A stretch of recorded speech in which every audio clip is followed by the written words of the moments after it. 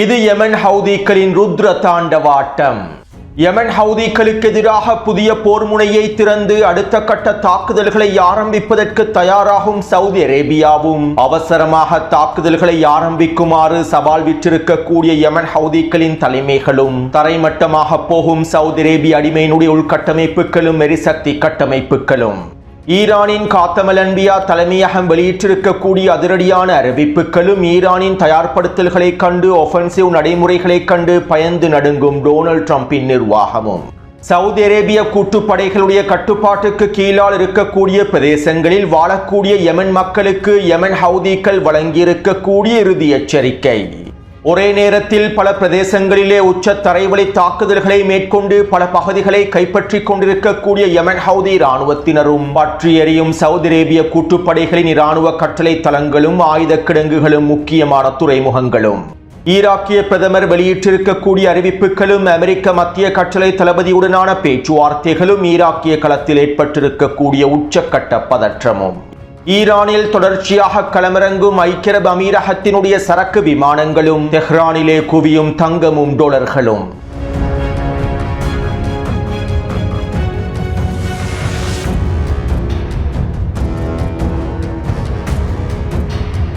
அமெரிக்காவுக்கு எதிராக ஈரான் மேற்கொண்டிருக்கக்கூடிய சபதம் தொடர்பாகவும் ஈரானிய தலைமைகள் அமெரிக்காவுக்கு எதிராக வெளியிட்டிருக்கக்கூடிய அதிரடியான கருத்துக்கள் தொடர்பாகவும் அமெரிக்காவுடனான போரானது நீடிக்கப் போகும் காலப்பகுதி தொடர்பாகவும் ஆப்ரஹாம் லிங்கன் போர்க்கப்பலிலே ஏற்பட்டிருக்கக்கூடிய சிக்கல்கள் தொடர்பாகவும் தற்கொலை செய்து கொள்ளும் அமெரிக்க அதிகாரிகள் மற்றும் சிப்பாய்கள் தொடர்பாகவும் சூடானிய களம் தொடர்பாகவும் இன்னும் பல முக்கியமான தகவல்களையும் உள்ளடக்கியிருக்கக்கூடிய காணொலியை இன்று மதியம் பதிவிட்டுள்ளேன். மேலும் இந்த காணொலியை பார்வையிடாதவர்கள் அவசரமாக கீழே இருக்கக்கூடிய லிங்கினை பயன்படுத்தி பார்வையிடுங்கள். அப்போது தான் செய்திகளுடைய தொடர்ச்சியை உங்களுக்கு தெளிவாக புரிந்து கொள்ள முடியும். அத்தோடு ஈராக்கிய களத்திலே உச்சக்கட்ட பதற்ற நிலைமைகள் ஏற்பட்டுள்ளன. நேற்றிரவு ஈராக்கிய அரசாங்கத்தின் செய்தி தொடர்பாளர் விசேட அறிவிப்புகளை வெளியிட்டிருந்தார். ஈராக்கில் இருக்கக்கூடிய ஆயுத குழுக்களின் ஆயுதங்களை நாங்கள் முழுமையாக அரசாங்கத்தின் கட்டுப்பாட்டுக்குள் கொண்டு வருவதற்கான வேலை திட்டங்களை மேற்கொள்ள போகின்றோம். ஈராக்கிய களத்திலே எவ்வாறு ஊழல்களுக்கு எதிராக வேலை திட்டங்கள் மேற்கொள்ளப்பட்டு ஊழல் மோசடிகள் முடிவுக்கு கொண்டு வரப்பட்டுள்ளதோ அதே போன்ற ஈராக்கிய களத்தில் இருக்கக்கூடிய ஆயுத குழுக்களின் ஆயுதங்களும் ஈராக்கிய அரசாங்கத்தின் அரசை இராணுவத்தின் கட்டுப்பாட்டுக்குள் கொண்டு வரப்படும். இதற்கமைவாக ஈராக்கிய களத்தில் இருக்கக்கூடிய எதிர்ப்பு குழுக்கள் தங்களுடைய ஆயுதங்களை வருகின்ற செப்டம்பர் மாதம் 30ஆம் தேதிக்குள்ளே ஒப்படைத்து விட வேண்டும். இந்த காலக்கெடு முடிவடைந்ததற்கு பின்பும் ஆயுதங்களை ஒப்படைப்பதற்கு தவறினால் ஆயுதங்களை ஒப்படைப்பதில் ஈராக்கிய எதிர்ப்பு குழுக்கள் பிடிவாதமாக இருந்தால் இந்த ஆயுதங்களை அரசினுடைய கட்டுப்பாட்டுக்கு கீழால் கொண்டு வருவதற்கு எதிர்ப்பு குழுக்களோடு மோதல்களை தொடர்வதற்கும் நாங்கள் தயாராகவே இருக்கின்றோம் என ஈராக்கிய புதிய பிரதமருடைய உத்தரவுக்கு அமைவாக ஈராக்கிய அரசாங்கத்தினுடைய ஊடக பேச்சாளர் கருத்துக்களை வெளியிட்டுள்ளார். ஈராக்கிய களத்தில் இருக்கக்கூடிய எதிர்ப்பு குழுக்களின் ஆயுதங்களை ஈராக்கிய அரசாங்கத்திற்கு கீழால் கொண்டு வருவது தொடர்பாக பல மாதங்களுக்கு முன்பே நான் காணொலிகளில் தெளிவாக குறிப்பிட்டுள்ளேன். ஈராக்கில் இருக்கக்கூடிய மிக முக்கியமான மிகப்பெரிய எதிர்ப்பு குழுவான PMF படைக்குழுவானது ஈராக்கிய அரசு இராணுவத்தோடு ஒன்றிணைந்தே செயற்படுகின்றது. மேலும் தற்போதைய அறிவிப்புகள் PMF படைக்குழுக்களுக்கு எந்தவிதமான சிக்கல்களையும் ஏற்படுத்தாது. ஏனென்றால் PMF படைக்குழுக்கள் ஈராக்கிய அரசு இராணுவத்தின் ஒரு பகுதியாகவே இணைத்துக் கொள்ளப்படுவார்கள். PMF சட்டத்திட்டங்களுக்கு அமைவாக ஈராக்கிய அரசு இராணுவத்தின் ஒரு பகுதியாகவே PMF படைக்குழுக்கள் அங்கீகரிக்கப்பட்டுள்ளன. இதனால் மிகப்பெரிய எதிர்ப்பு குழுவான PMF படைகளுக்கு எந்தவிதமான சிக்கல்களும் ஏற்பட போவதில்லை. அதே நேரம் காத்திப் ஹிஸ்புல்லா நுஜபா எதிர்ப்பு குழு மற்றும் இன்னும் ஏனைய ஒரு சில எதிர்ப்பு குழுக்கள் ஈராக்கிய களத்திலே இருக்கின்றன. இந்த எதிர்ப்பு குழுக்களும் ஈரானுக்கு முழுமையான ஆதரவை வழங்கக்கூடிய எதிர்ப்பு குழுக்களாகும். மேலும் இந்த எதிர்ப்பு குழுக்கள் தங்களுடைய ஆயுதங்களை கீழே வைக்கப் போவதில்லை என அறிவித்துள்ளார்கள். PMF எதிர்ப்பு குழுவானது ஈராக்கிய அரசு இராணுவத்தோடு இணைந்து செயற்படுகின்றது. இதில் எங்களுக்கு எந்தவிதமான பிரச்சனையும் இல்லை. இருப்பினும் ஈராக்கிய களத்திலே அனைத்து எதிர்ப்பு குழுக்களையும் ஈராக்கிய அரசாங்கத்திற்கு கீழால் கொண்டு வருவது அமெரிக்காவினதும் இஸ்ரேலிய ஆக்கிரமிப்பினதும் சில வேலை திட்டங்களுக்கு சார்பானதாக மாறிவிடும். அமெரிக்க ஆக்கிரமிப்பையும் ஜியோனிஸ் ஆக்கிரமிப்பையும் தொடர்ச்சியாக எதிர்ப்பதற்கும் பலஸ்தீனிய போர் முனைக்கு ஆதரவாக தொடர்ச்சியாக களமிறங்குவதற்கும் ஈராக்கிய களத்திலே சில எதிர்ப்பு குழுக்கள் ஆயுதங்களை கீழே வைக்காமல் தொடர்ச்சியாக இயங்க வேண்டியது காலத்தின் தேவையாகும் என காத்திப் ஹிஸ்புல்லா மற்றும் நுஜபா எதிர்ப்பு குழுக்களுடைய தலைவர்கள் தொடர்ச்சியான கருத்துக்களையும் வெளியிட்டு வருகின்றார்கள். இதன் விளைவாகவே குறித்த எதிர்ப்பு குழுக்கள் தங்களுடைய ஆயுதங்களை கீழே வைக்கப் போவதில்லை என்றும் வெளிப்படையாக அறிவித்துள்ளார்கள்.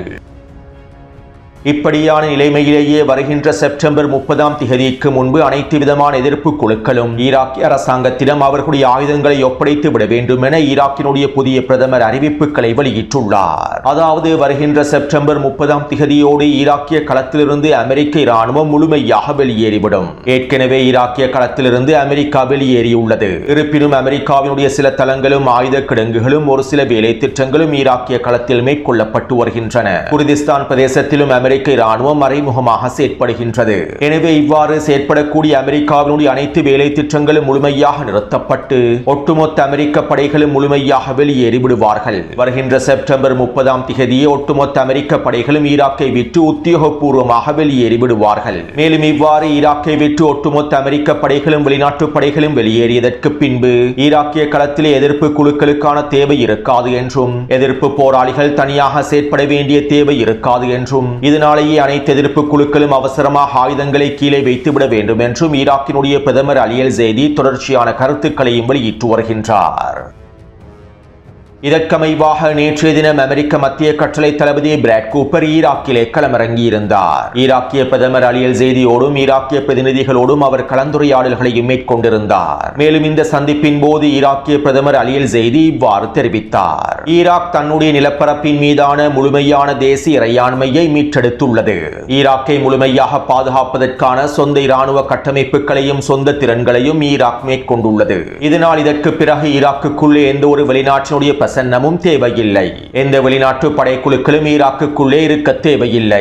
இதற்கமைவாக வருகின்ற செப்டம்பர் 30ஆம் திகதி அமெரிக்க படைகளும் ஏனைய வெளிநாட்டு கூட்டுப்படைகளும் ஈராக்கிய களத்திலிருந்து முழுமையாக வெளியேறிவிடுவார்கள். இதனை அமெரிக்கா உத்தியோகபூர்வமாக அறிவிக்கும். மேலும் அமெரிக்க படைகள் ஈராக்கை விட்டு முழுமையாக வெளியேறுவதனால் ஈராக்குள்ளே இருக்கக்கூடிய எதிர்ப்பு குழுக்களும் தங்களுடைய ஆயுதங்களை அரசாங்கத்திடம் ஒப்படைத்து விட வேண்டும். செப்டம்பர் 30ஆம் திகதிக்கு முன்பே ஈராக் எதிர்ப்பு குழுக்களும் ஆயுதங்களை ஒப்படைத்து விட வேண்டும். இதன் விளைவாக வருகின்ற அக்டோபர் 1ஆம் திகதி நாங்கள் ஈராக்கினுடைய புதிய நாளை பார்க்க முடியும். வெளிநாட்டு கூட்டுப்படைகள் இல்லாத அரசாங்கத்திற்கு மேலதிகமாக இருக்கக்கூடிய ஆயுத குழுக்கள் இல்லாத ஒரு முழுமையான இறையாண்மையை கொண்டிருக்கக்கூடிய ஈராக்கிய தேசத்தை அக்டோபர் 1ஆம் திகதி பார்க்க முடியும். எனவே இதற்கமைவாக அனைத்து தரப்பினரும் ஒன்றிணைந்து செயற்பட வேண்டும் என ஈராக்கிய பிரதமர் அலி அல் ஜெய்தி அவர்கள் தெரிவித்துள்ளார். அதாவது 2003ஆம் ஆண்டு ஈராக்குள்ளே களமிறங்கிய அமெரிக்க இராணுவம் வருகின்ற செப்டம்பர் 30ஆம் திகதி முழுமையாக ஈராக்கை விட்டு வெளியேறப் போகின்றது. அத்தோடு இங்கிருக்கக்கூடிய ஆபத்தான நிலைமை என்னவென்றால் ஈராக்கை விட்டு அமெரிக்க இராணுவம் உத்தியோகபூர்வமாக முழுமையாக வெளியேறியதற்கு பின்பு ஈராக் எதிர்ப்பு குழுக்களும் அவர்களுடைய ஆயுதங்களை அரசாங்கத்திடம் ஒப்படைத்ததற்கு பின்பு அமெரிக்கா இந்த சந்தர்ப்பத்தை பயன்படுத்தி ஈராக்கிய களத்திலே வேறு விதமான திட்டங்களை நடைமுறைப்படுத்தக்கூடும் என்பதுதான். ஈராக்கிய களத்தில் அமெரிக்க இராணுவம் நிலைத்திருப்பதனால் இதற்கு மேலும் அமெரிக்காவுக்கு எந்த விதமான பயனும் இல்லை. எனவே அமெரிக்க இராணுவம் உத்தியோகபூர்வமாக வெளியேறிவிட்டு ஈராக் எதிர்ப்பு குழுக்களையும் முழுமையாக நிராயுத பாணியாக்கிவிட்டு பின்பு ஈரானுக்கு எதிரான தாக்குதல்களின் போது ஈராக்கிய எதிர்ப்பு குழுக்களை அடக்குவதற்காகவும் இஸ்புல்லா இராணுவத்திற்கு எதிராக தம்பி ஜூலானியை களமிறக்குவதற்காகவும் அமெரிக்கா திட்டமிட்டிருக்கலாம். ஈராக்கிய எதிர்ப்பு குழுக்கள் நிராயுதபாணியாக்கப்பட்டதற்கு பின்பு தம்பி ஜூலானியின் தக்ஃபீரி படைக்குழுக்களை பயன்படுத்தி ஹிஸ்புல்லாவுக்கு எதிராக களமிறக்குவதற்கான திட்டங்களை வகுத்திருக்கலாம். அதே போன்று ஈரானுக்கு எதிரான அடுத்த கட்ட தாக்குதல்களின் போது ஈராக்கிய களத்திலிருந்து அமெரிக்காவுக்கு எதிராக வழங்கப்படக்கூடிய அழுத்தங்களையும் குறைத்து விடலாம். எனவே இப்படியானதொரு திட்டத்தையும் அமெரிக்கா மேற்கொண்டிருக்கலாம் என்பதே மிகவும் ஆபத்தான விடயமாகும். இதனால் தான் ஈராக்கிய களத்தில் இருக்கக்கூடிய காத்திப் ஹிஸ்புல்லா மற்றும் நுஜபா எதிர்ப்பு குழுக்கள் ஆயுதங்களை கீழே வைப்பதற்கு மறுப்பு தெரிவிக்கின்றார்கள். மேலும் ஈராக்கிய களத்திலே ஈரானிய IRGC இராணுவத்தின் நேரடியான கட்டுப்பாட்டுக்கு கீழால் இருக்கக்கூடிய எதிர்ப்பு குழுக்களும் ஆயுதங்களை கீழே வைக்காமல் தொடர்ச்சியாக இயங்கி வருவதற்கே திட்டமிட்டுள்ளார்கள். எனவே தற்போது ஈராக்கிய களத்தில் ஏற்பட்டிருக்கக்கூடிய பதற்றம் தொடர்பாக உங்களுக்கு தெளிவான புரிதல் ஏற்பட்டிருக்கும் என நினைக்கின்றேன். அடுத்து அடிமை அரபு நாடுகளில் இருக்கக்கூடிய எரிசக்தி உரிமையாளர்கள் ஹெர்முஸ் ஜலசந்தி பிரதேசமானது இதற்கு பிறகு முன்னே நிலைமைக்கு திரும்பாது என்பதனை ஒப்புக்கொள்ள ஆரம்பித்து விட்டார்கள் என தெரிவிக்கப்படுகின்றது. கடந்த பிப்ரவரி 28ஆம் திகதி ஈரானுக்கு எதிரான போர் ஆரம்பிக்கப்பட்டதிலிருந்து ஹெர்முஸ் ஜலசந்தி பிரதேசத்தினுடைய ஒட்டுமொத்த கட்டுப்பாட்டையும் ஈரானே கொண்டுள்ளது. மேலும் ஹெர்முஸ் ஜலசந்தி பிரதேசத்தை ஈரானிய கட்டுப்பாட்டிலிருந்து மீட்டெடுப்பதற்காக அமெரிக்காவும் மேற்குலக நாடுகளும் அரபு நாடுகளும் மேற்கொண்டிருக்கக்கூடிய வேலை திட்டங்கள் தோல்வியிலேயே முடிவடைந்து வருகின்றன. பேச்சுவார்த்தை பேச்சுவார்த்தைகள் மூலமாகவும் புரிந்துணர்வு ஒப்பந்தத்தின் மூலமாகவும் ஹெர்முஸ் ஜலசந்தி பிரதேசத்தை திறக்க முடியவில்லை. ஈரானுக்கு எதிராக உச்ச தாக்குதல்கள் மேற்கொள்ளப்பட்டாலும் ஈரானிய கடற்படையினர் ஹெர்முஸ் ஜலசந்தி பிரதேசத்தை முழுமையாக தங்களுடைய கட்டுப்பாட்டுக்குள் கொண்டு வந்துள்ளார்கள். இதனால் இதற்கு பிறகு ஹெர்முஸ் ஜலசந்தி பிரதேசமானது முன்னே நிலைமைக்கு திரும்பாது என்பதனை மத்திய கிழக்கு பிராந்தியத்தில் இருக்கக்கூடிய எரிசக்தி நிறுவனங்கள் ஒப்புக்கொண்டு விட்டதாகவும் இதற்கு பிறகு இதுதான் நியூ நார்மல் நிலைமையாக இருக்க போகின்றது என்பதனை அவர்கள் ஏற்றுக்கொண்டு விட்டதாகவும் இதற்கமைவாகவே இனி வரக்கூடிய காலங்களில் எண்ணெய் வர்த்தகத்தை திட்டமிடப் போவதாகவும் செய்திகள் வெளியாகியுள்ளன. சுருக்கமாக குறிப்பிடுவதாக இருந்தால் அடிமை அரபு நாடுகளில் இருக்கக்கூடிய எரிசக்தி எண்ணெய் உற்பத்தி நிறுவனங்கள் ஹெர்முஸ் ஜலசந்தி பிரதேசத்தை இதற்கு பிறகு மீட்டெடுக்கவே முடியாது என்பதனை ஒப்புக்கொண்டு விட்டார்கள். இதனால் ஈரானிய கட்டுப்பாட்டுக்கு கீழாலேயே ஹெர்முஸ் ஜலசந்தி பிரதேசத்தை பயன்படுத்துவதற்கு தீர்மானித்து விட்டதாகவும் இதற்கமைவாக எண்ணெய் விநியோகத்தை திட்டமிடுவதாகவும் எண்ணெய் விநியோகத்தினுடைய அடுத்த கட்டங்களையும் திட்டமிடுவதாகவும் தகவல்கள் வெளியாகியுள்ளன. அடுத்து இன்றைய தினம் ஐக்கிய அரபு அமீரகத்தினுடைய சரக்கு விமானங்கள் தெஹ்ரானிலே களமிறங்கியிருந்தன. வழமைக்கு மாற்றமாகவே ஐக்கிய அரபு அமீரகத்தினுடைய இந்த சரக்கு விமானங்கள் அதிரடியாக தெஹ்ரானில் களமிறங்கி இருப்பதாகவும் சர்வதேச ஊடகங்கள் குறிப்பிட்டிருந்தன.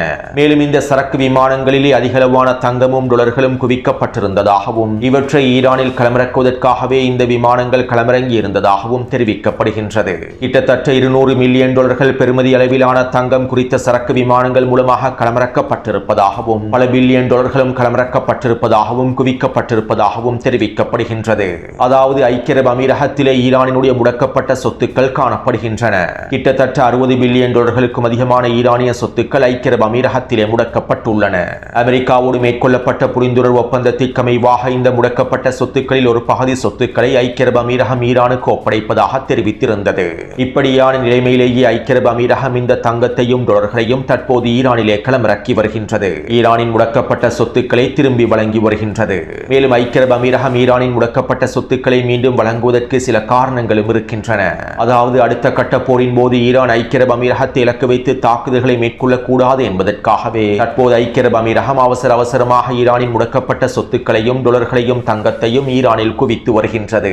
இருப்பினும் ஐக்கிய அரபு அமீரகம் எதிர்பார்ப்பதை போன்று ஈரான் ஐக்கிய அரபு அமீரகத்திற்கு எதிரான தாக்குதல்களை ஒருபொழுதும் நிறுத்தப் போவதில்லை. இவை தொடர்பாக ஈரானிய இராணுவ தலைமை அதிகாரிகளும் ஊடகங்களுக்கு பல கருத்துக்களை வெளியிட்டுள்ளார்கள். எனவே தற்போதைய பொருளாதார நெருக்கடிகளுக்கு மத்தியில் ஐக்கிய அரபு அமீரகத்திற்குள்ளே சிக்கிக் கொண்டிருக்கக்கூடிய டாலர்களையும் தங்கத்தையும் எப்படியாவது மீட்டெடுத்து விட வேண்டும் என்பதற்காகவே ஐக்கிய அரபு அமீரகத்திலே முடக்கப்பட்டிருக்கக்கூடிய சொத்துக்களையும் ஈரான் பெற்று வருகின்றது. இது ஈரானினுடைய ஒரு தந்திரமான காய் நகர்த்தல் என்றும் சில ஈரானிய ஆய்வாளர்கள் தெரிவித்துள்ளார்கள்.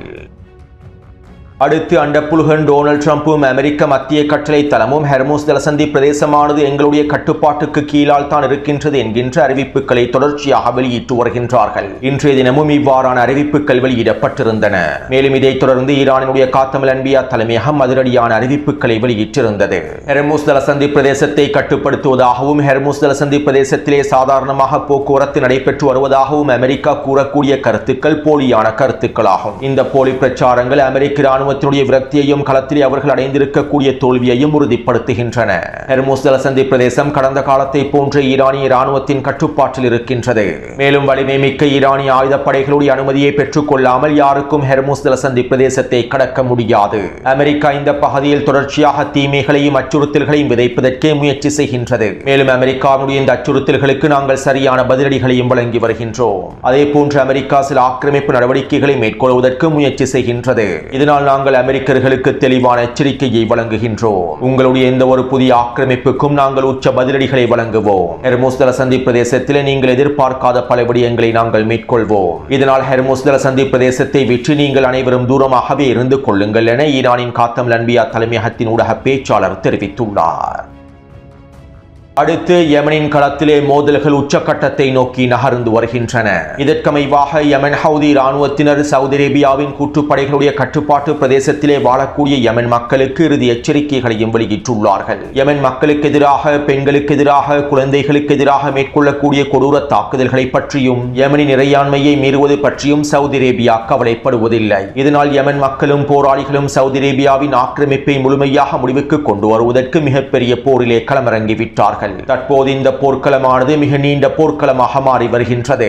இஸ்ரேலிய ஆக்கிரமிப்புக்கு எதிராகவும் சவுதி அரேபிய ஆக்கிரமிப்புக்கு எதிராகவும் அமெரிக்காவுக்கு எதிராகவும் நாங்கள் கடந்த 12 வருடங்களாக போராடி வருகின்றோம். தற்போதைய போர்க்களத்தில் புதிய சமன்பாடுகளை விதித்து எங்களுடைய போராளிகள் வீரியமான தாக்குதல்களை மேற்கொண்டு வருகின்றார்கள். சவுதி அரேபியாவுடைய ஆயுத கிடங்குகளையும் இராணுவ கட்டளை தளங்களையும் சவுதி அரேபியாவுடைய இராணுவ தலைமைகளையும் சவுதி அரேபிய கூட்டுப்படைகளின் முக்கியமான தளங்களையும் அளித்து வருகின்றார்கள். அதே நேரம் சவுதி அரேபியா தன்னுடைய இழப்புகளை முழுமையாக மூடி மறைத்து வருகின்றது. கொல்லப்பட்டிருக்கக்கூடிய அதனுடைய தலைமை அதிகாரிகளுடைய இழப்புகளை மூடி மறைத்து வருகின்றது. மேலும் சவுதி அரேபியாவுடைய இராணுவ கட்டளை தளங்களிலே பணியாற்றக்கூடிய யெமன் மக்களுக்கு நாங்கள் எச்சரிக்கைகளை விடுக்கின்றோம். நீங்கள் உங்களுடைய உயிரை காப்பாற்றிக் கொள்வதற்காக சவுதி அரேபிய கட்டளை தளங்களில் இருந்தும் கூட்டுப்படை கட்டளை தளங்களில் இருந்தும் முழுமையாக வெளியேறிவிடுங்கள். மேலும் இந்த ஆக்கிரமிப்புக்கு எதிரான உங்களுடைய எதிர்ப்பையும் வெளிப்படுத்துங்கள். இதற்காக யெமன் மக்களுக்கு நாங்கள் வெகுமதிகளையும் வழங்குவதற்கு தயாராக இருக்கின்றோம். எங்களோடு ஒன்றிணைந்து இந்த ஆக்கிரமிப்பை முழுமையாக விரட்டி அடிப்பதற்கு களமிறங்குங்கள் என யெமன் ஹவுதி இராணுவத்தினுடைய தலைமைகள் சவுதி அரேபிய கூட்டுப்படையின் கட்டுப்பாட்டில் இருக்கக்கூடிய பகுதிகளில் வாழக்கூடிய யெமன் மக்களுக்கு இறுதி எச்சரிக்கைகளையும் கோரிக்கைகளையும் முன்வைத்துள்ளார்கள். அத்தோடு யெமன் ஹவுதி இராணுவத்தினர் துல்லியமான தாக்குதல்களை மேற்கொண்டு வருகின்றார்கள். சவுதி அரேபியாவின் கட்டளை தளங்களுக்கு எதிராகவும் சவுதி அரேபிய கட்டளை தளபதிகள் தலைமைகள் பதுங்கியிருக்கக்கூடிய தளங்களுக்கு எதிராகவும் கூட்டுப்படைகளின் முக்கியமான ஆயுத கிடங்குகளுக்கு எதிராகவும் துல்லியமான தாக்குதல்களை மேற்கொள்கின்றார்கள். சரக்கு கப்பல்களை இலக்கு வைத்தும் ஆயுத கப்பல்களை இலக்கு வைத்தும் டபுள் டெப் தாக்குதல்களையும் மேற்கொள்கின்றார்கள். மேலும் இந்த துல்லியமான தாக்குதல்களை மேற்கொள்வதற்காக யெமன் ஹவுதி இராணுவத்தினர் ரஷ்யாவின் செயற்கைக்கோள்களை பயன்படுத்துவதாக தெரிவிக்கப்படுகின்றது. ரஷ்ய செயற்கைக்கோளினுடைய உதவியை பயன்படுத்தி இந்த துல்லியமான தாக்குதல்களை யெமன் ஹவுதி இராணுவத்தினர் மேற்கொண்டு வருவதாக சவுதி அரேபியா தற்போது அறிவித்துள்ளது. அத்தோடு கடந்த 2 நாட்களுக்கு முன்பு பாபல் மண்டப் பிரதேசத்திலே சவுதி அரேபியாவுடைய மிக முக்கியமான கப்பல் ஒன்றை இலக்கு வைத்து தாக்குதல்கள் மேற்கொள்ளப்பட்டிருந்தன. திஹாமா என்கின்ற கப்பலை இலக்கு வைத்து இந்த தாக்குதல் மேற்கொள்ளப்பட்டிருந்தது. இந்த தாக்குதலினால் குறித்த கப்பலில் இருக்கக்கூடிய 2 பாகிஸ்தானியர்களும் கொல்லப்பட்டிருந்தார்கள். இப்படியான நிலைமையில் நேற்றைய தினம் யெமன் ஹவுதிகள் குறித்த கப்பலை இலக்கு வைத்து மீண்டும் தாக்குதல்களை மேற்கொண்டுள்ளார்கள். அதாவது குறித்த கப்பலானது மோக்கா துறைமுகத்திற்கு அருகாமையில் நிலை கொண்டுள்ளது. சேதமடைந்திருக்கக்கூடிய குறித்த கப்பலை பார்வையிடுவதற்காக சவுதி அரேபியாவுடைய ஆதரவு பெற்ற NSF படைக்குழுக்களும் சவுதி அரேபிய கூட்டுப்படைகளுடைய முக்கியமான தலைமை அதிகாரிகளும் தளபதிகளும் சென்றுள்ளார்கள். இந்த சந்தர்ப்பத்திலே துல்லியமான தகவல்களை உளவு தகவல்களை பெற்றுக்கொண்டு யெமன் ஹவுதி இராணுவத்தினர் குறித்த கப்பலை இலக்கு வைத்து மீண்டும் ட்ரோன் தாக்குதல்களையும் ஏவுகணை தாக்குதல்களையும் மேற்கொண்டுள்ளார்கள். இவ்வாறு குறித்த கப்பலை இலக்கு வைத்து டபுள் டேப் தாக்குதல்களை மேற்கொண்டதனால் இந்த கப்பலுக்குள்ளே இருந்த சவுதி அரேபியாவின் மிக முக்கியமான அதிகாரிகளும் தளபதிகளும் சவுதி அரேபிய கூட்டுப்படையினுடைய அதிகாரிகளும் தளபதிகளும் கொல்லப்பட்டிருப்பதாக தெரிவிக்கப்படுகின்றது. கிட்டத்தட்ட 8க்கும் அதிகமானோர் கொல்லப்பட்டிருப்பதாகவும் தெரிவிக்கப்படுகின்றது. இருப்பினும் இந்த இழப்புகளை சவுதி அரேபியா முழுமையாக மூடி மறைத்து விட்டது. அத்தோடு குறித்த வரைபடத்திலே இலக்கம் 1, 2, 3 மற்றும் 4 குறிப்பிடப்பட்டிருக்கக்கூடிய பிரதேசத்தின் ஊடாக உச்சத்தரைவழி தாக்குதல்கள் ஆரம்பிக்கப்பட்டுள்ளன. இலக்கம் 1 குறிப்பிடப்பட்டிருக்கக்கூடிய ஹுதைதாவின் தெற்கு பிரதேசமான ஹேஸ் மலைத்தொடர் பிரதேசத்தின் ஊடாக வீரியமான மோதல்கள் நேற்றிரவில் இருந்து ஆரம்பிக்கப்பட்டுள்ளது. இந்த ஹேஸ் பிரதேசத்தில் மாத்திரம் 20,000க்கும் அதிகமான யெமன் ஹவுதி போராளிகள் களமிறங்கி இருப்பதாகவும் ஜபல் தப்பாஸ் மலைத்தொடரை கைப்பற்றுவதற்காக உச்சக்கட்ட தரைவழி தாக்குதல்களை மேற்கொண்டு வருவதாகவும் தெரிவிக்கப்படுகின்றது. அதே போன்று இலக்கம் 2 குறிப்பிடப்பட்டிருக்கக்கூடிய பிரதேசத்தின் ஊடாகவும் இலக்கம் 3 குறிப்பிடப்பட்டிருக்கக்கூடிய தாய்ஸின் தெற்கு பிரதேசத்தின் ஊடாகவும் கிட்டத்தட்ட 30,000க்கும் அதிகமான யெமன் ஹவுதி போராளிகள் களமிறங்கி உச்ச தாக்குதல்களை மேற்கொண்டு வருவதாக தெரிவிக்கப்படுகின்றது. நேற்றிரவு குறித்த பிரதேசத்தின் ஊடாக யெமன் ஹவுதி இராணுவத்தினர் மேற்கொண்ட தரைவழி தாக்குதல்களினால் டசன் கணக்கான சவுதி அரேபிய சிப்பாய்களும் அதிகாரிகளும் கொத்தாக அளிக்கப்பட்டிருப்பது உறுதி செய்யப்பட்டுள்ளது. மேலும் தாய்ஸின் தெற்கு பிரதேசத்தில் இருக்கக்கூடிய கிட்டத்தட்ட 3க்கும் அதிகமான கிராமங்களையும் யெமன் ஹவுதி இராணுவத்தினர் கைப்பற்றியுள்ளார்கள். மேலும் இலக்கம் 3 குறிப்பிடப்பட்டிருக்கக்கூடிய பகுதியின் ஊடாக யெமன் ஹவுதி இராணுவத்தினர் வேகமாக முன்னேறி வருகின்றார்கள். அதே போன்று இலக்கம் 4 குறிப்பிடப்பட்டிருக்கக்கூடிய அத்தாலி பிரதேசத்தின் ஊடாகவும் வேகமாக முன்னேறி வருகின்றார்கள். இன்று அதிகாலையில் இருந்து அத்தாலி பிரதேசத்தின் ஊடாக கிட்டத்தட்ட ஏவுகணை தாக்குதல்களும் ட்ரோன் தாக்குதல்களும் மேற்கொள்ளப்பட்டுள்ளன. இந்த தாக்குதலினால் குறித்த பிரதேசத்திலே நிலை கொண்டிருக்கக்கூடிய சவுதி அரேபிய கூட்டுப்படை அதிகாரிகளில் டசன் கணக்கானோர் அளிக்கப்பட்டிருப்பது உறுதி செய்யப்பட்டுள்ளது. மேலும் அத்தாலியினுடைய தெற்கு பகுதியில் இருக்கக்கூடிய 2 ஆயுத கிடங்குகளையும் யெமன் ஹவுதி இராணுவத்தினர் அளித்துள்ளார்கள். சவுதி அரேபிய கூட்டுப்படைகளின் தொடரணிகளை இலக்கு வைத்தும் தாக்குதல்கள் மேற்கொள்ளப்பட்டுள்ளன. இந்த தாக்குதல்களிலே குறைந்தது 4க்கும் அதிகமான போர் வாகனங்கள் ஜீப் வண்டிகள் அளிக்கப்பட்டிருப்பதாகவும் அதற்குள் இருக்கக்கூடிய சவுதி அரேபிய கூட்டுப்படை அதிகாரிகளும் சிப்பாய்களும் கொத்தாக அளிக்கப்பட்டிருப்பதாகவும் தெரிவிக்கப்படுகின்றது. அத்தோடு இலக்கம் 5 குறிப்பிடப்பட்டிருக்கக்கூடிய மாரிப் பிரதேசத்தினூடாகவும் தரைவழி மோதல்கள் நடைபெற்று வருகின்றன. மேலும் நேற்றிரவு மாரிப் பிரதேசத்தினூடாக யமன் ஹவுதி ராணுவத்தினர் மீண்டும் பெரிய அளவிலான ட்ரோன் தாக்குதல்களை மேற்கொண்டார்கள். இதன் விளைவாக நள்ளிரவு வேளையில் மாரிப் பிரதேசத்தில் மாத்திரம் 5க்கும் அதிகமான வெடிப்புகள் பதிவாகி இருந்தன. மேலும் இதன்போது 3 ஆயுத கிடங்குகள் அளிக்கப்பட்டிருப்பது உறுதி செய்யப்பட்டுள்ளது. அதேபோன்று இன்று மதியம் யமன் ஹவுதி ராணுவத்தினர் ஹதர்மோத் பிரதேசத்தை இலக்கு வைத்து மீண்டும் பெரிய அளவிலான ட்ரோன் தாக்குதல்களை மேற்கொண்டிருந்தார்கள். ஹதர்மோத் பிரதேசத்தில் இருக்கக்கூடிய விமான நிலையங்களை இலக்கு வைத்தும் ஆயுத கிடங்குகளை இலக்கு வைத்துமே இந்த தாக்குதல் மேற்கொள்ளப்பட்டிருந்தது. இந்த தாக்குதலிலே ஹதர்மோத் பிரதேசத்தில் 8 வெடிப்புகள் பதிவாகியுள்ளன. அல்-அபர் பிரதேசத்திலும் 3 வெடிப்புகள் பதிவாகியுள்ளன. இவை அனைத்தும் ஆயுத கிடங்குகள் இலக்கு வைத்து மேற்கொள்ளப்பட்டிருக்கக்கூடிய தாக்குதல்கள் என்றும் இராணுவ கட்டளை தளங்களிலும் வெடிப்புகள் பதிவாக இருப்பதாகவும் தெரிவிக்கப்படுகின்றது. மேலும் குறித்த தாக்குதல் தொடர்பான ஒரு சில காணொளிகளை டெலிகிராம் சேனலில் பதிவிட்டுள்ளேன். அத்தோடு இன்று மாலை யமன் ஹவுதி ராணுவத்தினர் சிவப்பு நிற வலயத்தினால் காண்பிக்கப்பட்டிருக்கக்கூடிய மோக்கா துறைமுகத்தை இலக்கு வைத்தும் தாக்குதல்களை மேற்கொண்டுள்ளார்கள். மோக்கா துறைமுகத்திலே நிலைநிறுத்தப்பட்டிருக்கக்கூடிய 2 சரக்கு கப்பல்களை இலக்கு வைத்து தாக்குதல்களை மேற்கொண்டுள்ளார்கள். இந்த 2 சரக்கு கப்பல்களும் சவுதி அரேபியாவுடைய ஆயுத கப்பல்கள் என்றும் தெரிவிக்கப்படுகின்றது. அது மட்டுமல்லாமல் மோக்கா துறைமுகத்தில் இருக்கக்கூடிய சில முக்கியமான களஞ்சிய சாலைகளை இலக்கு வைத்தும் ட்ரோன் தாக்குதல்கள் மேற்கொள்ளப்பட்டுள்ளன. இந்த களஞ்சிய சாலைகளில் சவுதி அரேபிய கூட்டுப்படைகளுக்கு தேவையான உணவுகள் களஞ்சியப்படுத்தப்பட்டு வைத்திருப்பதாகவும் இவர்களுடைய இந்த உணவு விநியோகத்தை தடுக்கும் நோக்கத்தோடு இந்த தாக்குதல்கள் மேற்கொள்ளப்பட்டிருப்பதாகவும் தெரிவிக்கப்படுகின்றது. சுருக்கமாக குறிப்பிடுவதாக இருந்தால் கடந்த 24 மணித்தியாலத்திற்குள்ளே யமன் ஹவுதி ராணுவத்தினர் ருத்ர தாண்டவ தாக்குதல்களை மேற்கொண்டு வருகின்றார்கள். அத்தோடு நேற்றிரவு சவுதி அரேபியாவின் தலைநகரான ரியாதிலே விசேட கலந்துரையாடல்கள் மேற்கொள்ளப்பட்டுள்ளன. சவுதி அரேபியாவுக்கு தப்பிச் சென்ற ரஷாத் அல் அலிமியும் சவுதி அரேபியாவுடைய பாதுகாப்பு அமைச்சரும் ஒன்றிணைந்து இந்த விசேட கலந்துரையாடல்களை மேற்கொண்டுள்ளார்கள். இதன்போது யமன் ஹவுதிகளின் மிக முக்கியமான மூலோபாய பிரதேசமாக இருக்கக்கூடிய பாபல் மண்ட பிரதேசத்திற்கு அருகாமையில் இருக்கக்கூடிய பகுதிகளையும் உதைதா துறைமுக பிரதேசங்களையும் முழுமையாக கைப்பற்றுவதற்கான திட்டங்கள் முன்வைக்கப்பட்டுள்ளன. சவுதி அரேபியாவுக்கு எதிரான கடற்படை முற்றுகையை முடிவுக்கு கொண்டு வர வேண்டுமாக இருந்தால் உதைதா துறைமுகத்தையும் பாபல் மண்ட பிரதேச துறைமுகங்களையும் முழுமையாக சவுதி அரேபியா தன்னுடைய கட்டுப்பாட்டுக்குள் கொண்டு வர வேண்டும். இதற்கமைவாக செங்கடல் பிரதேசத்தின் வழியாக போர் முனையொன்றை உருவாக்கி குறித்த பிரதேசங்களை கைப்பற்றுவதற்கான திட்டமே முன்வைக்கப்பட்டுள்ளது. மேலும் இந்த திட்டத்திற்கமைவாக சவுதி அரேபியா நேரடியாக களமிறங்கி யமன் ஹவுதிகளுக்கு எதிராக மிகப்பெரிய தாக்குதல் ஒன்றை மேற்கொள்ளப் போவதாகவும் தெரிவிக்கப்படுகின்றது.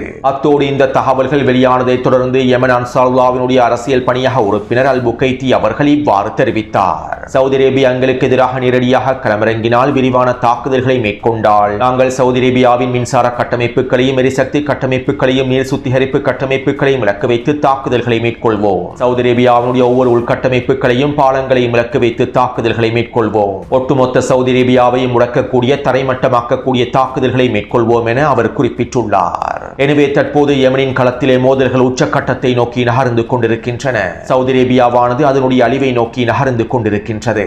எனவே இந்த காணொளி தொடர்பான கருத்துக்களை பதிவிடுங்கள். தொடர்ந்து என்னுடன் இணைந்திருங்கள். நன்றி, வணக்கம்.